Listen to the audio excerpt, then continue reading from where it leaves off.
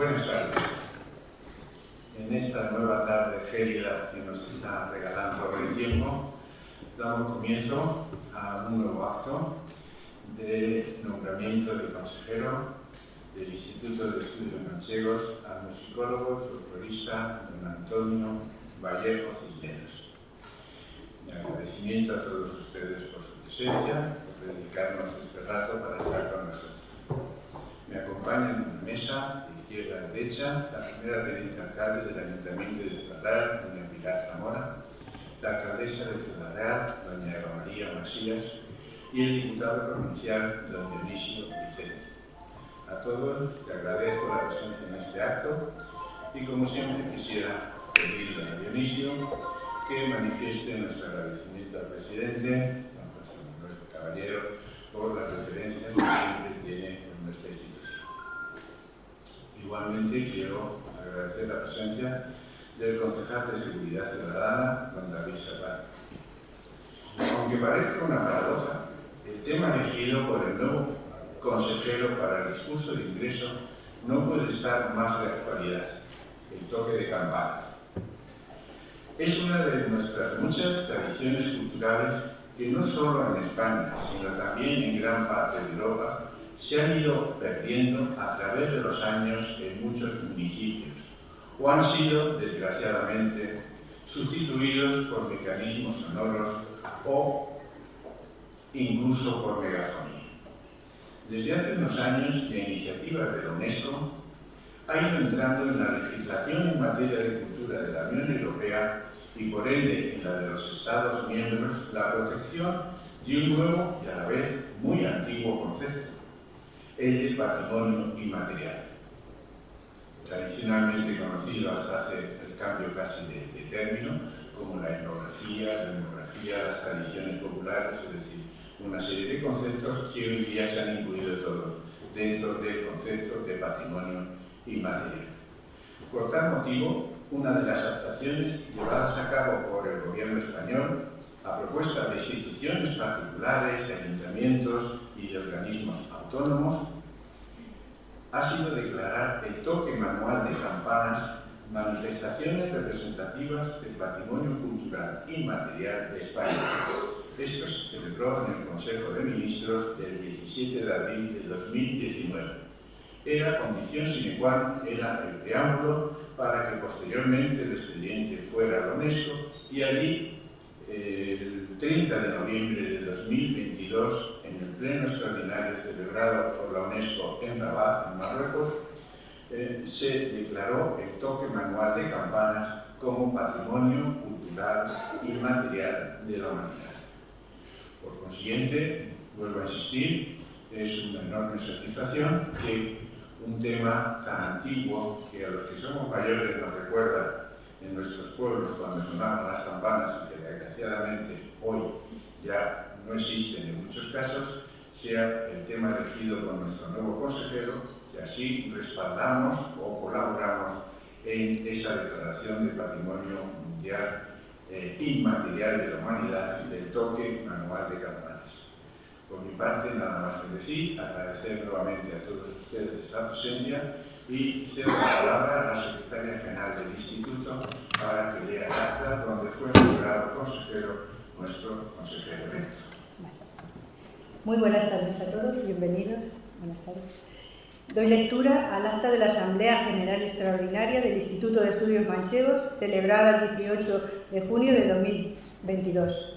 En el Salón de Actos del Museo López Villaseñor de Ciudad Real, siendo las 12 horas del día 18 de junio de 2022, se reunió en segunda convocatoria la Asamblea General Extraordinaria del Instituto de Estudios Manchegos, bajo la presidencia de don Alfonso Caballero Clín, con la asistencia de 20 consejeros numerarios y disculpando su asistencia a 15. En el punto 2 del orden del día, elección de nuevos consejeros numerarios, la señora secretaria general toma la palabra para dar lectura a todos los asistentes a la Asamblea del articulado de los estatutos del bien, relativo a la elección de los consejeros del Instituto de Estudios Manchegos, que es el que señala las normas de proceder para estos casos. A continuación, se procedió, siguiendo lo indicado en el artículo 10.3 de los estatutos, a oír la justificación de los responsables de las candidaturas presentadas en las dos modalidades, individual y colectiva, establecida en la convocatoria de elecciones para proceder a la votación correspondiente. El resultado de la votación fue el siguiente. Candidatura de modalidad A, convocatoria individual presentada por don Joaquín Muñoz Coronel, que presenta don Antonio Vallejo Cisneros. A favor de la candidatura de don Antonio Vallejo Cisneros, votos escrutados 24, síes 16 votos, en blanco 8. A tenor de estos resultados y siguiendo lo indicado en el artículo 10.3 de los estatutos del IEN, fue elegido como consejero de número del Instituto de Estudios Manchegos don Antonio Vallejo Cisneros. Asimismo, siguiendo el artículo 10.5 de los estatutos, se acordó que la Junta de Gobierno del IEN comunicara al seleccionado que ha sido elegido consejero de número del IEN, para que comunique si acepta o no el nombramiento. Y sin más asuntos que tratar, se levantó la sesión. Pues terminada la lectura del acta, se ruega a los consejeros numerarios, don Jerónimo Anaya Flores y don Vicente Castellano Gómez, padrinos, vayan a recibir al nuevo consejero.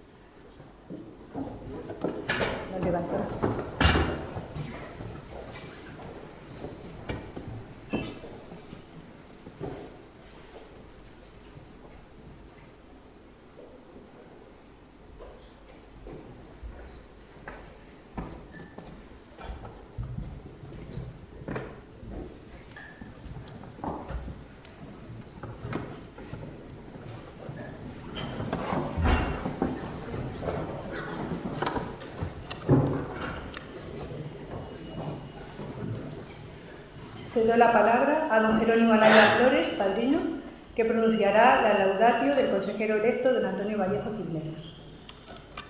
Autoridades de la mesa, señor presidente del Instituto de Estudios Manchegos, señor vicepresidente de la Diputación Provincial, señora alcaldesa de Ciudad Real, señor teniente de alcalde del Ayuntamiento de Ciudad Real, señor secretario general del Instituto de Estudios Manchegos, señores consejeros, don Antonio Vallejo, señoras y señores. En un soneto de sus rimas humanas, Lope de Vega escribe a Lupercio Leonardo de Argensola: que no escriba deciso que no viva, haced vos con mi amor que yo no sienta, que yo haré con mi pluma que no escriba. Al redactar la laudatio para Antonio Vallejo, me han venido a la mente estos versos del monstruo de los ingenios. Porque si Lope sentía la necesidad biológica de escribir, en especial sobre el amor, nuestro nuevo consejero también siente la misma necesidad biológica de escribir, sobre todo de nuestras tradiciones. En toda su obra, que es muy extensa e intensa, vida y literatura se identifican con una gran sinceridad y una enorme pasión. Si la pluma de Vallejo no hubiera escrito tantas páginas, ¿para qué otra pluma estaría guardada a la empresa? Ciertamente muchos han escrito y escribirán sobre nuestra cultura tradicional, pero nadie podrá hacerlo con el amor y la sabiduría con que él lo hace. Conocer el folclore es un paso necesario para el conocimiento y entendimiento de un pueblo, afirma en su primer libro, Música y Tradiciones Populares. Por esta obra le conocí, aunque nuestro conocimiento personal fuese unos años después, cuando le presenté esta obra para que me la dedicara, lo que hizo con generosidad y acierto, destacando dos conceptos que nos han mantenido unidos: amistad y compañerismo de profesión. Desde entonces hemos hablado mucho de romances tradicionales y con él he indagado en nuestras manifestaciones orales del pueblo.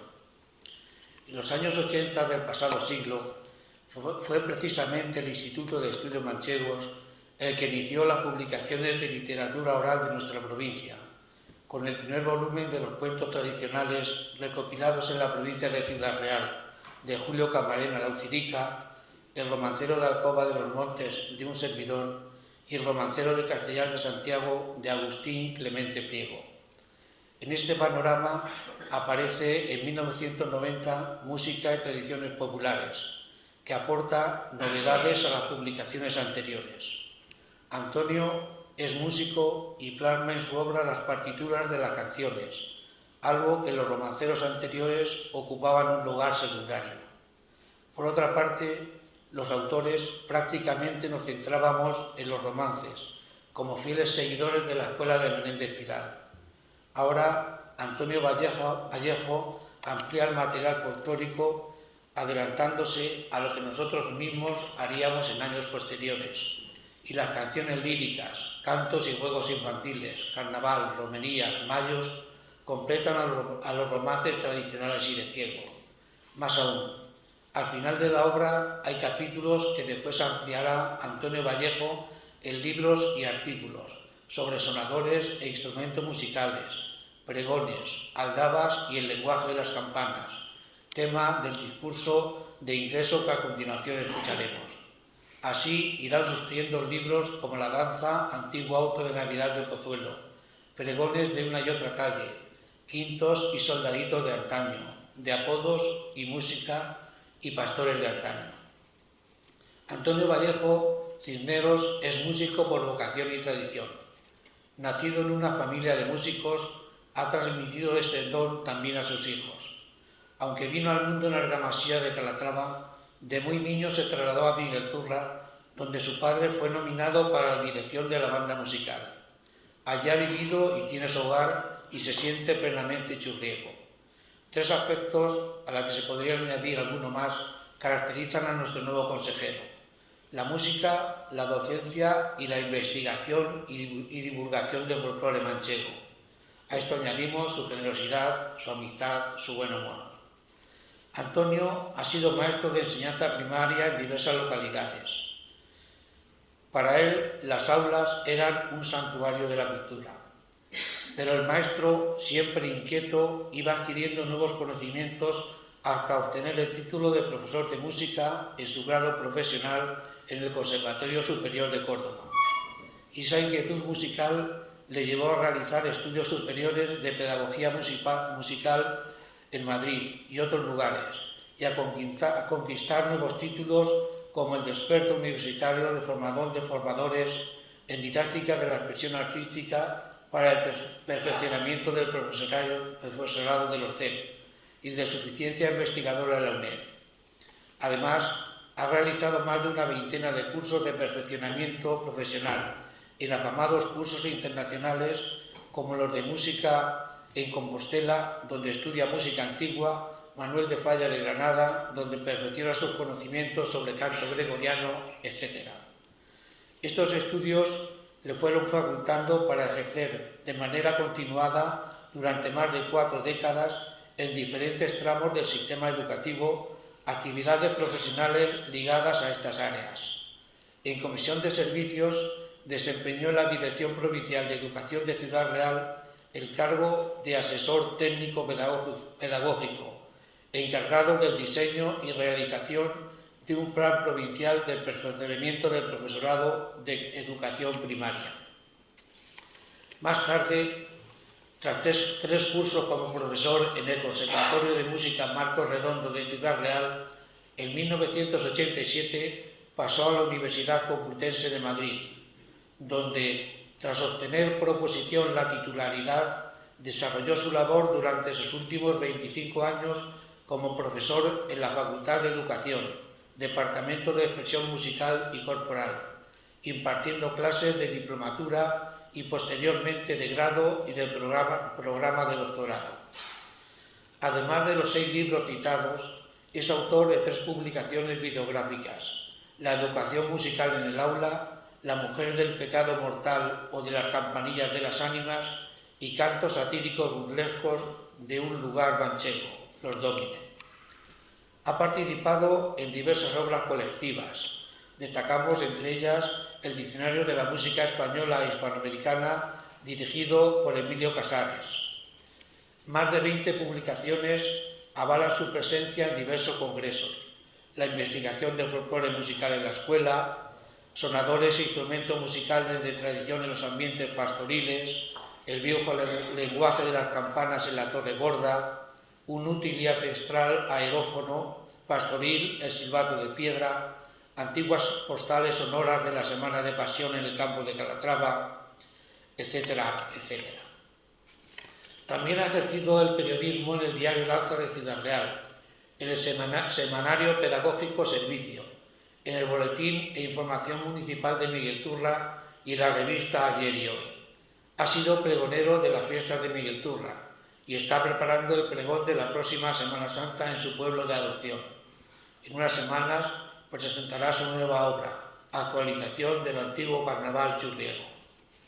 Un día del verano pasado me llamó Antonio para comunicarme que le habían concedido un banco en Miguel Turra. Enseguida aclaró que era un banco no monetario, sino literario, premio local con el que se reconocen los méritos de sus publicaciones. La labor investigadora de nuestro nuevo consejero es inmensa. Él nos ha aclarado muchos secretos de la tradición oral que constantemente está agonizando, pero que gracias al tesón de algunos investigadores, como el que hoy ingresa en esta institución, continúa viva en la memoria del pueblo, y él sabe rescatarla con la amabilidad y paciencia que muestra ante los informantes concretos, con nombre y apellidos que quedarán para siempre en las páginas de sus obras.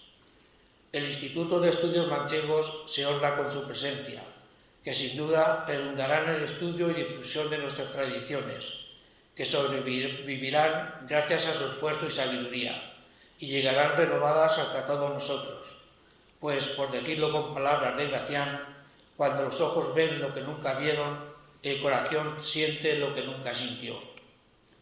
Al son de campanas, Antonio Vallejo entra al Instituto de Estudios Manchegos. Soldados y quintos salgan a su encuentro, pregonen su fama a viejos pregoneros, pastores de antaño afinen cencerros, y antiguos silbatos por valles y cerros anuncien su nombre y repita el eco. Madroño, Mojete, Latillas, Abuelo, Profesor Palomo, Curita, Santero, que del hijo el chato Herrache son ellos, amigos de caza, buenos compañeros. Toca las campanas, sabio campanero, digan un romance que lo cante el pueblo. Bienvenido seas, nuevo consejero, bienvenido Antonio Vallejo Cisneros. Y ahora, a son de campanas, escuchemos su discurso y acompañemos al flamante consejero en esta su nueva andadura, pues él, como el misterioso marinero del célebre romance del conde Arnaldos, puede dirigirse a todos ustedes, a todos nosotros, con estas misteriosas, aunque claras palabras. Yo no digo mi canción, sino a quien conmigo va. Contigo vamos, Antonio. Tuya es la música y la palabra.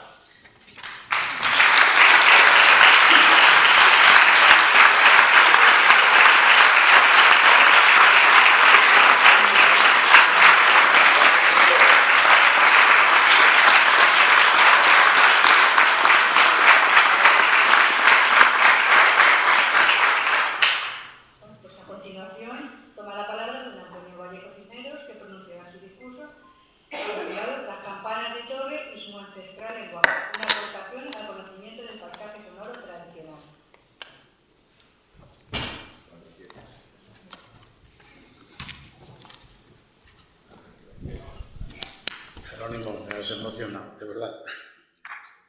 Eres un mago de la palabra.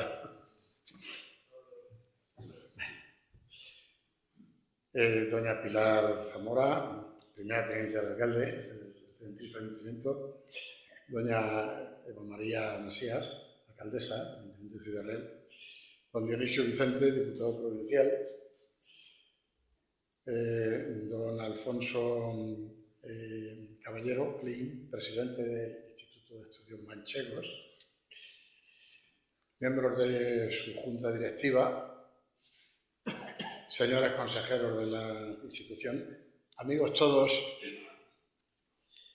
que habéis querido acompañarme en este acto. Muy buenas tardes. Antes de nada, quiero manifestarles que recibo como un honor el hecho de que se hayan fijado en mi persona para engrosar este foro. Y ya me he perdido. Este foro de gente docta en distintas ramas del conocimiento de las ciencias o las humanidades. y en general en los más diferentes aspectos de la cultura manchega.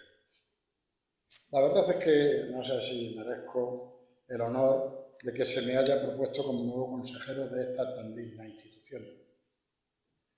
Muchas gracias a todos. Espero desde este puesto ser de utilidad tanto a la institución como a la sociedad en general. Y dado que es preceptivo que en este tipo de actos el futuro consejero exponga un discurso de entrada a los aquí congregados, tras haber sopesado la oportunidad de algunos otros temas, he de decirles que me he inclinado por uno relacionado con el paisaje sonoro tradicional en lugares de nuestro entorno. Y les hablaré, como ya ha citado el presidente, sobre las campanas de torre y su ancestral lenguaje. Un tema que, por cierto, está un tanto de actualidad, dado que, como ustedes conocen, la propia UNESCO hace escasas semanas ha declarado el toque manual de campanas como parte del patrimonio cultural de la humanidad. Antes que nada, les quiero advertir que voy a tratar de hablarles ahora solo de lo que considero más imprescindible sobre el tema elegido. Y más adelante, en el caso de que lo expuesto les pueda merecer cierto interés, quien lo desee pueda ampliar información en la versión escrita que sobre mi disertación ahora he preparado y editará el Instituto de Estudios Manchegos. Espero no defraudarles. Con el permiso de todos ustedes.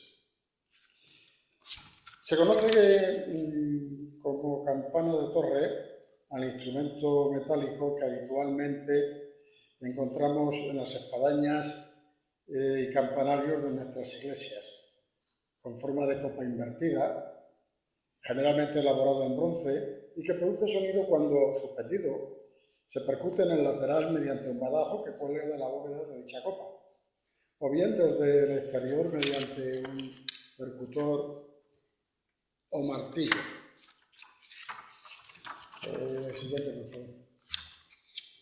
Quizá algunas personas, sobre todo entre los más jóvenes, puedan solo ver en la campana un mero elemento decorativo de las torres de los templos, o quizá un sonador que sirve para llamar a los cristianos a misa. Y ambas cosas son verdad, aunque todo lo concerniente a este instrumento y su peculiar lenguaje es algo mucho más complejo y profundo, que forma parte de nuestra cultura más ancestral. En tiempos pasados, épocas en las cuales no existía internet, ni tampoco el teléfono móvil, ni la televisión o la radio, y de manera escasa se leían los periódicos, y en las que las noticias se transmitían de boca en boca, la campana no solo señalaba las horas o convocaba a los cultos religiosos, sino que también ejercía otras funciones, y entre ellas hasta la de ahuyentar tormentas, eso se decía. Aparte de transmitir mensajes de todo tipo a la comunidad, todo ello mediante diferentes tipos de códigos sonoros. Pero repasemos algo sobre su historia. El uso de las campanas, por favor, gracias.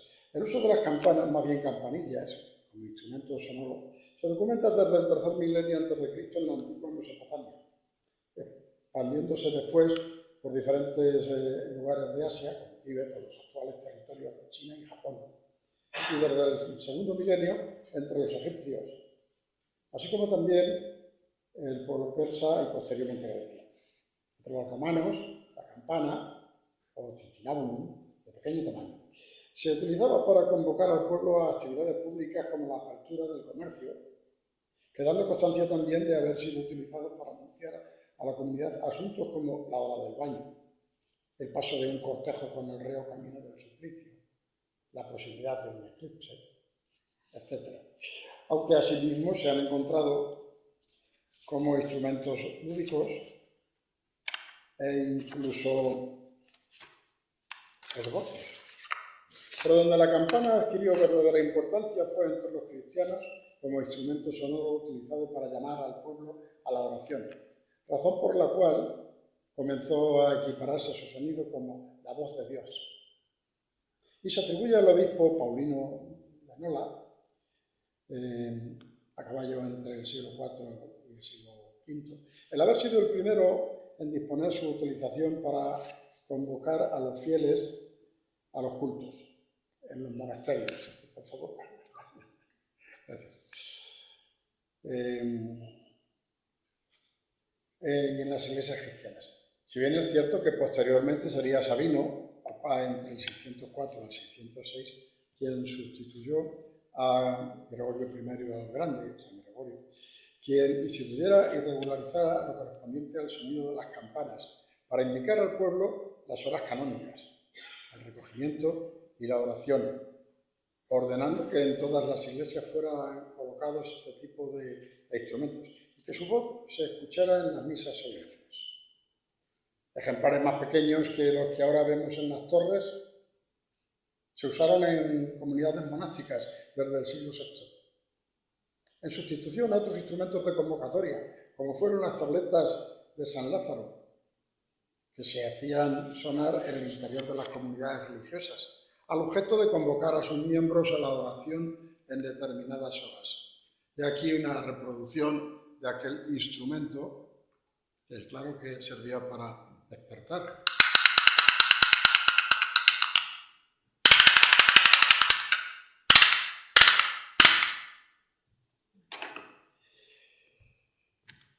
De esta manera la campana poco a poco se fue convirtiendo en un instrumento de enorme significado espiritual vinculado a creencias ultraterrenas y por ello, un cierto número de ellas, se les hacían agujeros redondos y triangulares en lo alto, ya que se decía servían para hacer más terrorífico su sonido y de ese modo espantar los espíritus infernales. Entendiéndose asimismo que por su forma la campana guardaba relación con la bóveda y en consecuencia con el cielo. Por lo general la campana se ha venido fundiendo en bronce y fueron los monjes benedictinos los primeros en desarrollar su proceso de fundición en Europa. Por favor, aún no. Allá por la época medieval, lo que realmente da valor a una campana es su buena sonoridad, su timbre, la claridad y afinación de su voz, y ello se debe fundamentalmente a la adecuada proporción de los metales que entran en su fundición. Se considera un buen bronce campanil, el formado entre un 78 al 80% de cobre, el 16 al 18% de estaño, y pequeños porcentajes de zinc, plomo o níquel, principalmente, aunque también influye en el sonido la manera de construir dicho instrumento, siendo preceptiva la bendición de los metales. Muy bien, ahora va bien el vídeo, muy bien.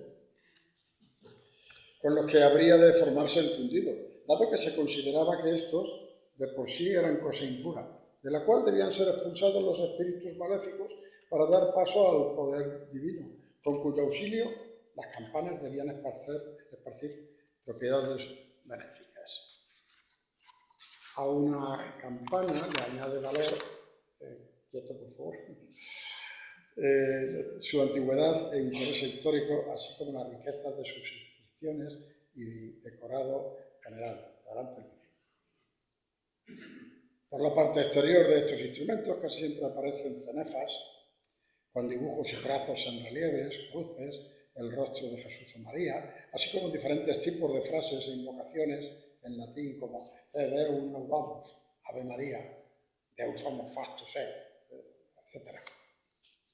En otras inscripciones, en campanas, de hacia los siglos XVI y XVII pueden verse frases piadosas como Entem sanctam ad sperpentaniam honorem Deo et patriae liberationem, mente sana y espontánea gloria a Dios y liberación de la patria, que según la leyenda es un epitafio que dejaron los ángeles en el sepulcro de Santa Ágata de Catania. Suele ser habitual también el encontrarnos con una cierta decoración, a veces muy rica y variada. Cada fundidor tiene unos temas que le caracterizan. Un motivo que se repite frecuentemente es el de los sellos rectangulares con la imagen de Santa Bárbara en bajo relieve, pero la verdad es que en casi todas las campanas aparece una cruz, generalmente hecha de recuadros con diferentes motivos. Como instrumento destinado al culto, la campana está sujeta además al rito de la bendición, por favor, aún no, que es lo que hemos visto. Costumbre que ya estaba en vigor en las iglesias visigóticas y que ha perdurado en el tiempo hasta nuestros días.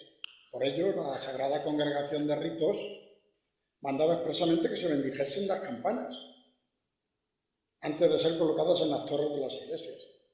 Responde con lo que hemos visto hace un momento. Esta bendición debía hacerla el obispo, aunque en casos excepcionales este podía delegar en algún sacerdote. A cada campana se le daba un nombre coincidente con el del santo a quien ésta se dedicaba. Y por ello, este rito también fue conocido como bautizo de las campanas. La forma utilizada tradicionalmente era Sanctificetur et Consecretur Domine, Signum Instut in Domine Patris et Filii et Spiritus Sancti, in honorem Sancti Pastiri. Y de hecho se la reconoce por un nombre. La llamada Bárbara solía ser la que sonaba para alejar las tormentas, la María la campana mayor, etc. Lo cierto es que la campana llegó a convertirse en el instrumento más familiar y cotidiano del otoño medieval. Su sonido sobresalía entre el rumor de las ciudades y servía de comunicación entre los pueblos. Adelante.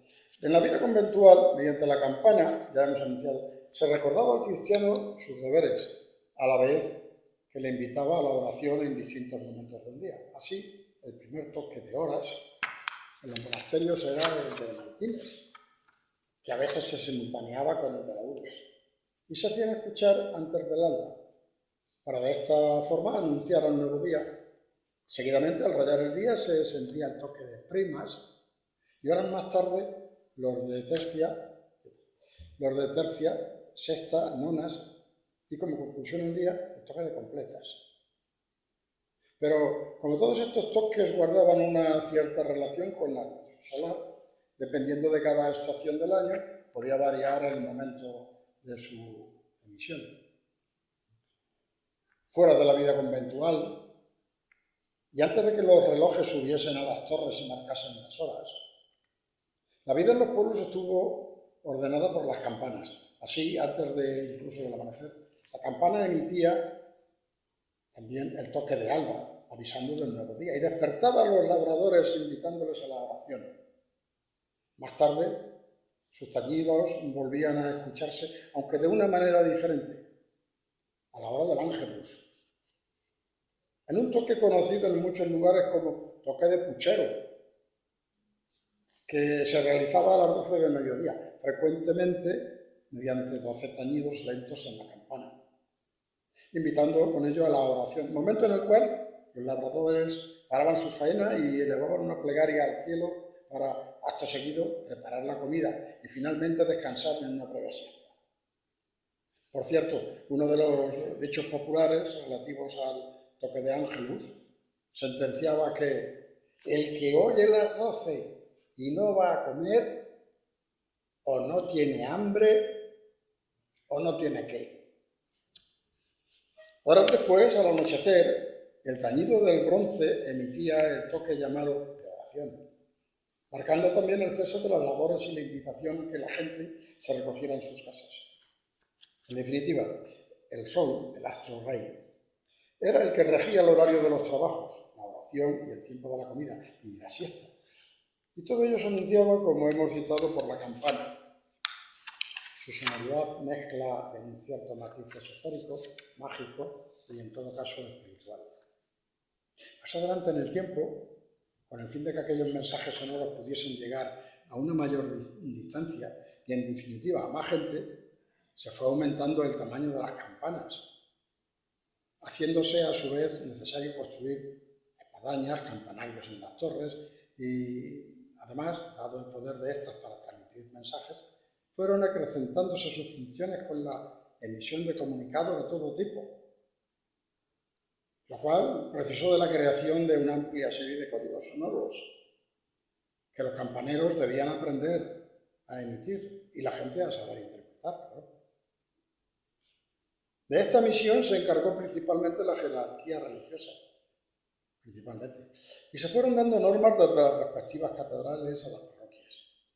normas que no siempre se acababan cumpliendo en su totalidad, pues con el tiempo, por unas u otras razones, los toques terminaban interpretándose con ciertas variaciones, dando como resultado que el mismo mensaje, escuchado en uno u otro lugar, fuese emitido de manera diferente. Y ello como consecuencia del diferente número de campanas de cada campanario, de la habilidad de sus campaneros, también de las propias tradiciones locales, etc.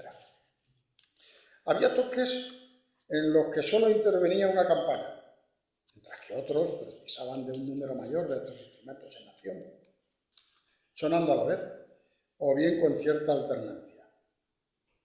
Aunque en otras ocasiones los toques se distinguían por la diferente forma de obtener el sonido, que podían ser por repique, moviendo simplemente el badajo hasta golpear la copa de la campana, por bandeo, imprimiendo a la campana un movimiento de oscilación o vaivén, de modo que sonase sin que diese la vuelta, o bien por volteo, que se conseguía al empujar con fuerza la campana, de modo que girara sucesivamente sobre el eje de separación entre la copa o vaso del sonador con su melena o contrapeso.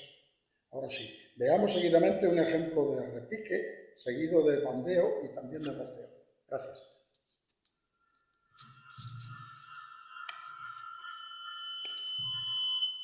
Repique, bandeo,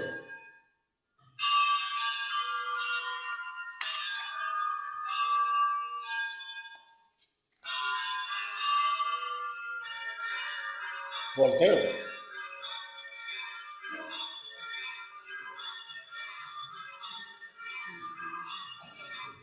vamos a pararle porque si no, hombre, conjugando los diferentes timbres y tonos de las campanas, el control de la intensidad de sus sonidos, la frecuencia de los mismos, sus esquemas rítmicos a reproducir, las combinaciones melódicas entre ellas, la duración del toque, incluso la hora en la cual se hacía. Y desde luego sin olvidarnos de la habilidad y sensibilidad musical que le imprimían los campaneros. Todo ello permitía la consecución de un peculiar discurso sonoro con la claridad suficiente para que pudiese ser debidamente interpretado por los miembros de una comunidad. En cada uno de los casos, las cualidades del sonido emitido por las campanas podían ser diferentes. Veamos aquí, tocando con pies y manos.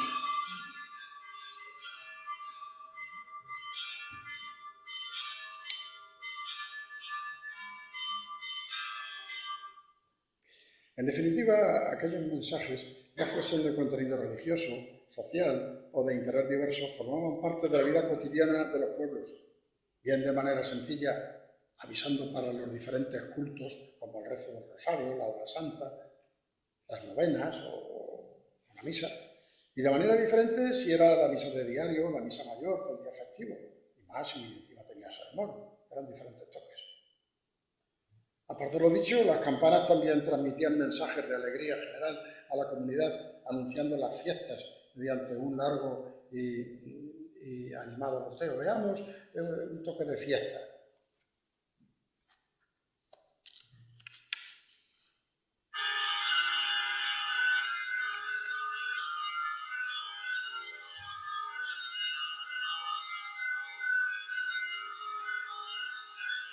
Otro de fiesta de la Giralda.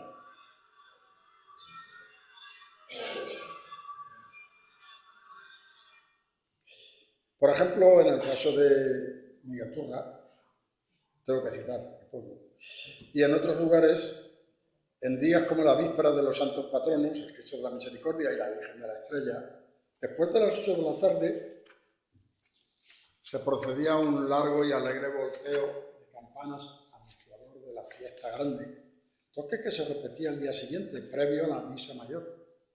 Y desde unas 2 horas antes, pues ya lo decía el refrán, en la fiesta del patrón, repiques, cohetes, música y sermón.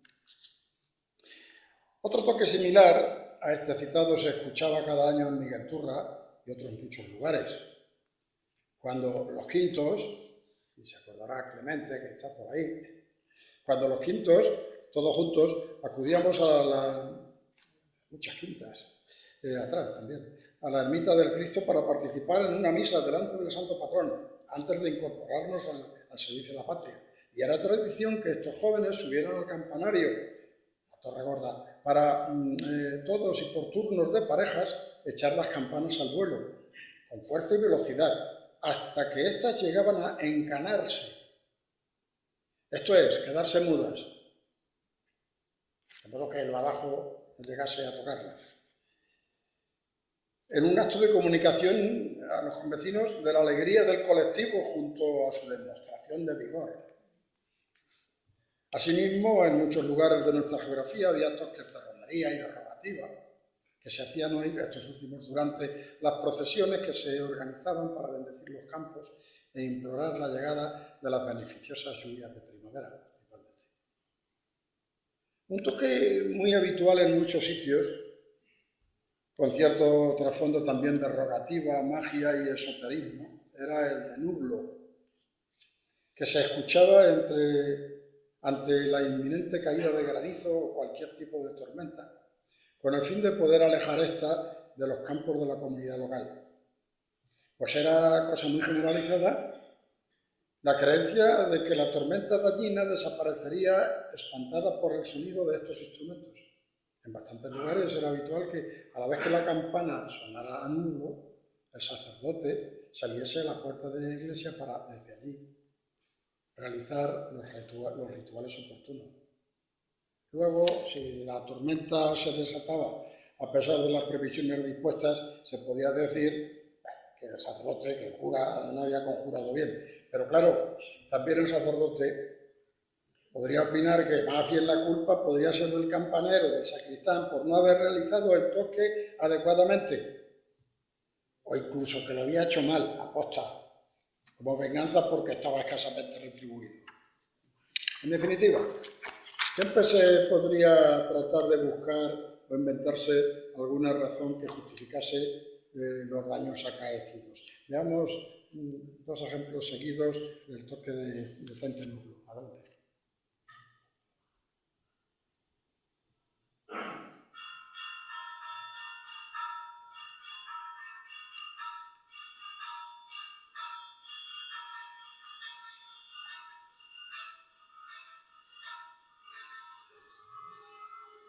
Un segundo ejemplo.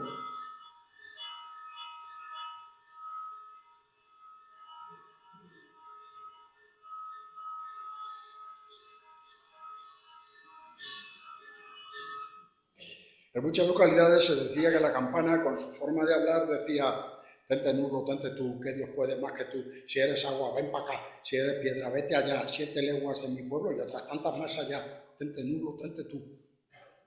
También era una regla para aprender los campaneros, pues cómo tenían que tocar, que no les sobrara ni faltara ningún toque, ningún tañido. Si la tormenta no descargaba y se marchaba a los campos de los pueblos de al lado, entonces el problema podría ser que en ese otro lugar culpasen a sus vecinos de haber sido ellos los que les habrían enviado los males. Y claro, no era extraño el que a veces surgieran desavenencias entre las gentes de localidades colindantes. Por lo que tampoco era extraño que se dieran casos como que los mozos, para evitar que sus vecinos les desviasen las tan dañinas tormentas, visitaran de noche el campanario del pueblo de al lado y les quitaran los badajos a las campanas. Y así, al no poder sonar estas, que la nube no les descargara a ellos. Pero sigamos con este repertorio de toques. Las campanas también sonaban en la etapa del óbito de la persona. Y aquí sí que había una gran gama de mensajes. Estaba el toque de viático, que anunciaba la salida del sacerdote de la iglesia, con la cruz parroquial y monaguillos con ciriales, a dar la extremoción al moribundo. En muchos lugares incluso se hacía sonar el toque de agonía.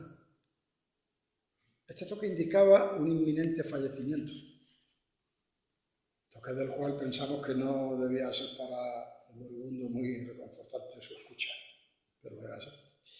Luego estaba el toque de difuntos, que daba a entender que alguien había pasado a mejor vida. Y era curioso cómo con las campanas se daba a conocer a la comunidad, incluso si el fallecido era varón, era un hombre, mujer o párvulo. Asimismo, había un toque específico para el entierro, distinto al toque de difuntos, y también en relación a esta, había otro que indicaba señal de entierro, bien diferente a los anteriores.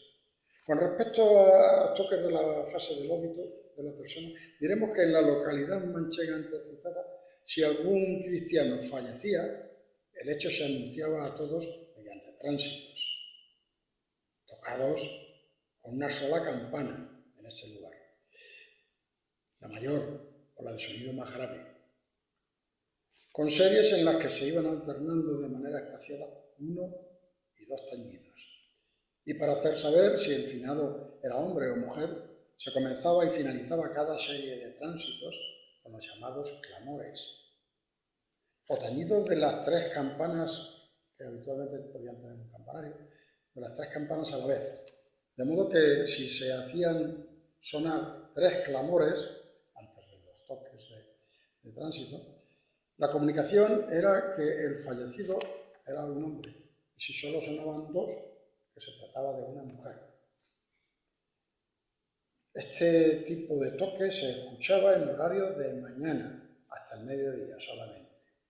De modo que eran la pequeña, la mediana, la grande, ti, lan, lon, sonarían clamores, tiralón, tiralón. Ah, es una mujer que había fallecido, son 2 clamores. Pero también se decía, si había otro número de clamores, si el que había fallecido era el sacerdote o el obispo, incluso el papa, decían las campanas, por el número de clamores. Por favor. Clamores.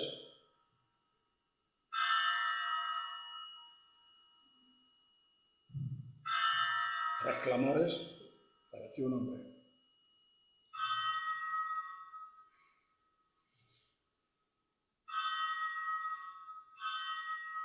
Uno y 2.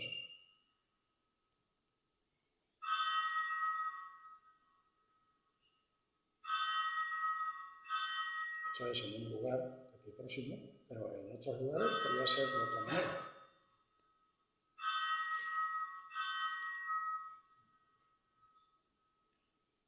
También en ciertas ocasiones se escuchaba en dicho lugar aquel otro toque que anunciaba que había un muerto fuera de hora. Sí, un muerto fuera de hora. Eso se decía. Y no es que se tuviera que morir la gente dentro de un horario establecido. Eso no, cada cual se moría cuando le tocaba.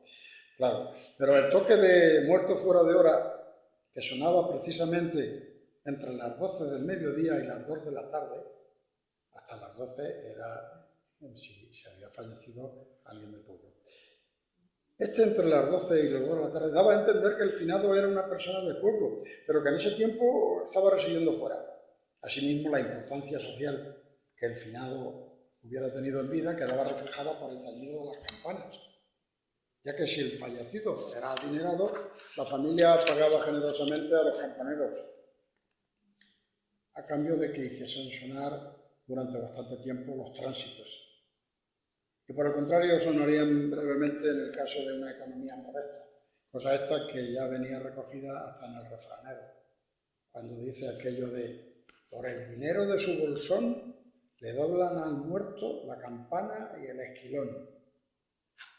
Y cuando el pobre este mundo deja, no le tocan ni una teja. En cualquier caso, los mensajes de esta etapa del óbito eran pausados en cualquiera de los lugares y transmitían tristeza, utilizándose para ello las campanas de sonido más graves que hubiera en el campanario. También, de modo continuo, doblaban las campanas durante toda la noche el día de difuntos, y su sonido en esta ocasión resultaba, además de triste, un tanto sobrecogedor.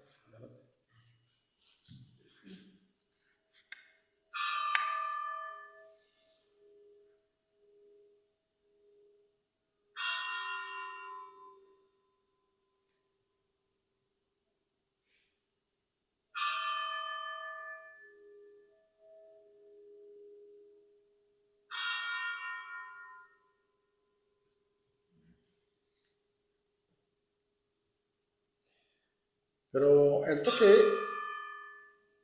quedaba uno. Pero el toque más alegre de esta etapa del óbito, en el lugar citado, al menos aquel cuya composición sonora transmitía menos tristeza, era el toque de gloria. Toque de gloria que se emitía tras el fallecimiento de un párvulo.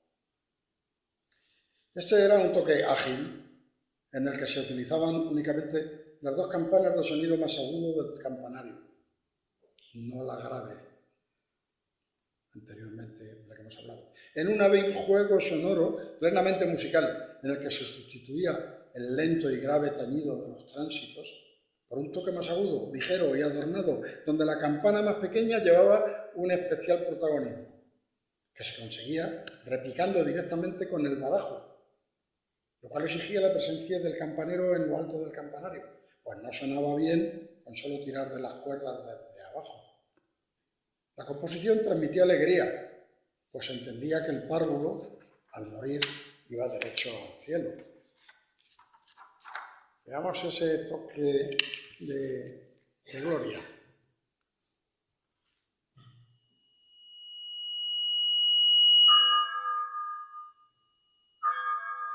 Clamores de niña.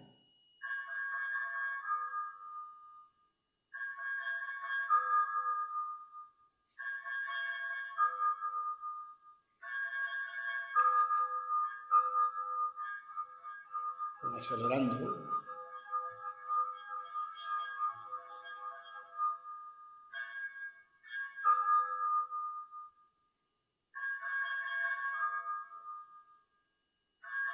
Comenzaba un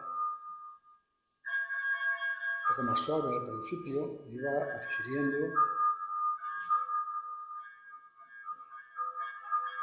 más velocidad y a su vez más fuerza.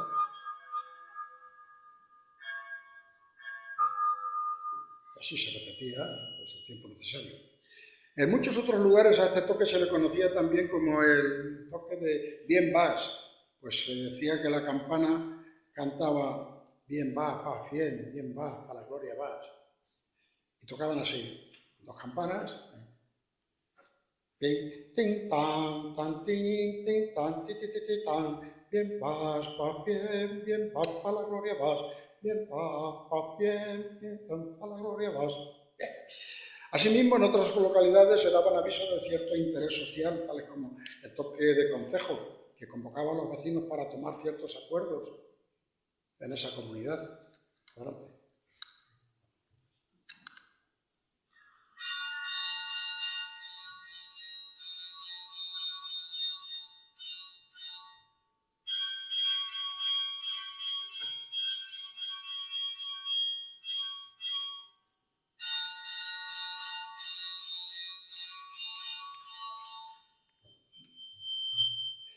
El toque de alarma o de arrebato se realizaba de manera un tanto enfurecida, que viene ahora, y se podía escuchar, sin embargo, en cualquier lugar de España, aunque también con ciertas diferencias en la manera de emitirse, según el sitio.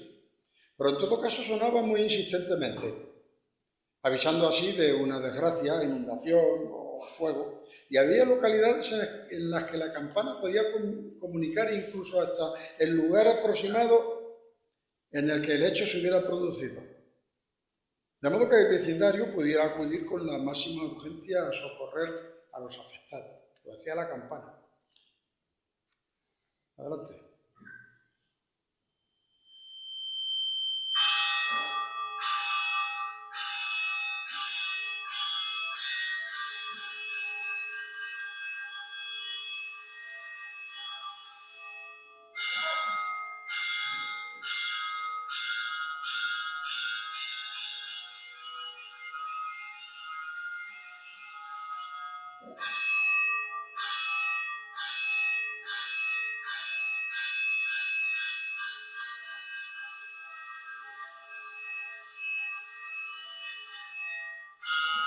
Y así podría continuar el toque ese.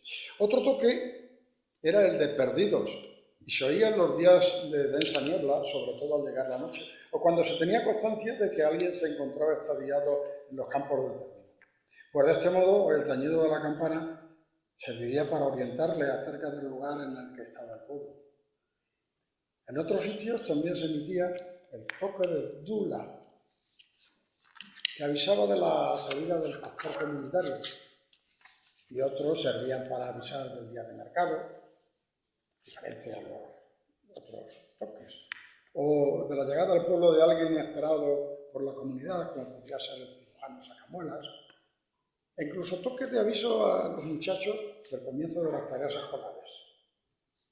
Asimismo, en muchos lugares de España se emitía, en periodos de guerra, lo que se dio en llamar el toque de albricias, o de expresión de júbilo tras el recibo de una buena noticia un tanto esperada, que sonaba cuando se conseguía una determinada victoria sobre el bando contrario. Por ejemplo, en Cádiz me contaban que durante el asedio francés, cada vez que caía una bomba y esta o bien no llegaba a la población, sino que caía en la bahía, o que esta no explotaba, entonces uno de los franciscanos subía corriendo al campanario y daba el toque este de albricias, de alegría, porque no había explotado. Todo lo anterior abanico de mensajes sonoros que hemos señalado es solo una muestra de los toques más generalizados, pero había otros muchos, y sobre todo en las catedrales. Cosa comprensible si nos retrotraemos a épocas pasadas en las cuales las noticias se transmitían boca a boca, a falta de otros medios de difusión fácilmente asequibles que permitieran su difusión en un tiempo breve. Pero lo cierto es que las campanas de todos los lugares de nuestra geografía nacional poco a poco fueron perdiendo su protagonismo, como bien ha señalado. Y ello debido a que en la actualidad existen otros medios para protegerse de los malos farios, de medir los tiempos o de pregonar comunicados a la gente del pueblo, o también de recordar al cristiano sus momentos de oración. En la actualidad, ya dijimos, se simplifican los toques al máximo, se hacen sonar las campanas mediante dispositivos electrónicos que incluso pueden llegar a herirlas. Suenan sin alma, esto es verdad. Y quizá algún día acaben siendo silenciadas, simplemente sustituidas por una grabación magnetofónica, perdiéndose así su lenguaje sonoro milenario. En fin, esperemos que eso no sea así. Pero las campanas de torre, con el avance de los tiempos y una vez dominada la posibilidad de ser afinadas musicalmente, sin dejar sus ya citadas funciones como comunicadoras de mensajes, comenzaron, allá por el otoño medieval, comenzaron otra nueva etapa con una distinta dimensión, más artística, hasta convertirse en instrumento musical propiamente dicho, presentándose en conjuntos organizados con excelente sonorización armónica y la posibilidad de interpretar en escala tanto diatónica como cromática, lo que vino a suponer que a estos grupos especiales de campanas se les abriese plenamente la puerta al gran mundo de la música. Aquel nuevo instrumento, que se hacía sonar mediante un mecanismo de teclado percutido con los puños o también con los pies, y que actuaba en combinación con una serie de cuerdas o alambres directos conectados, a cada una de las campanas se le denominó carrillón. Como las posibilidades expresivas del carrillón de torre permitían ser escuchado también fuera de los recintos religiosos, el público en general del entorno acabó familiarizándose con aquel lenguaje musical y por ello, tanto los principales monasterios como cierto número de templos y catedrales, en principio de la zona centroeuropea, fueron instalando carrillones con buen número de campanas, llegándose a sobrepasar incluso el medio centenar de unidades en muchos casos. Aquí tenemos en España algunos de los más célebres, el de la Generalitat y desde luego del monasterio de Escorial. Por favor.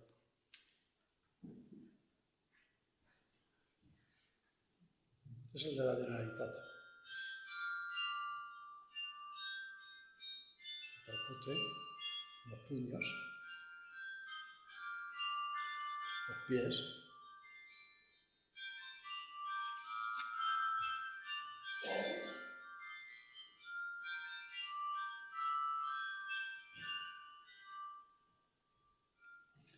Y además de lo dicho sobre el carrillón, creemos conveniente resaltar también el hecho de que compositores,